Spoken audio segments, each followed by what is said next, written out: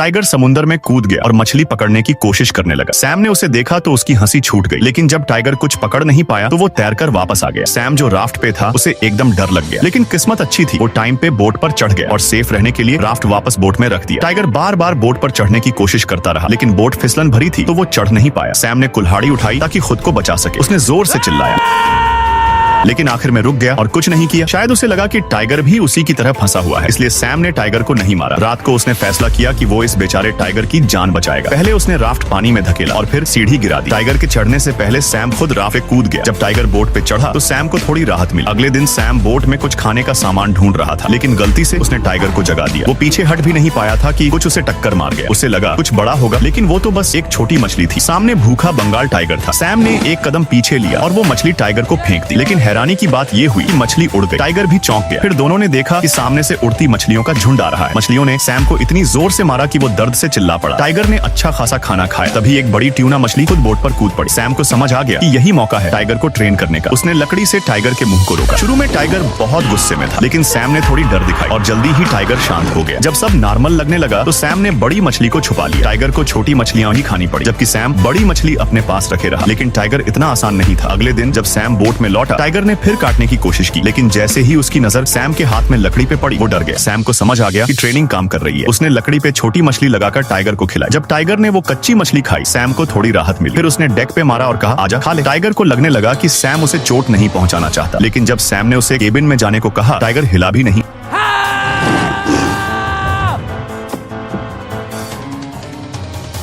इसके बाद सैम मछली पकड़कर गुजारा करने लगा। बोट वाला टाइगर अब पहले जैसा खतरनाक नहीं रहा। एक दिन सैम को दूर एक क्रूज जैसा कुछ दिखा। ध्यान खींचने के लिए उसने सिग्नल फ्लेयर फायर किया, लेकिन आखिरी फ्लेयर के बाद भी क्रूज ने कोई जवाब नहीं दिया। उसी समय अचानक तूफान आ गया और सारा भरोसा टूट गया।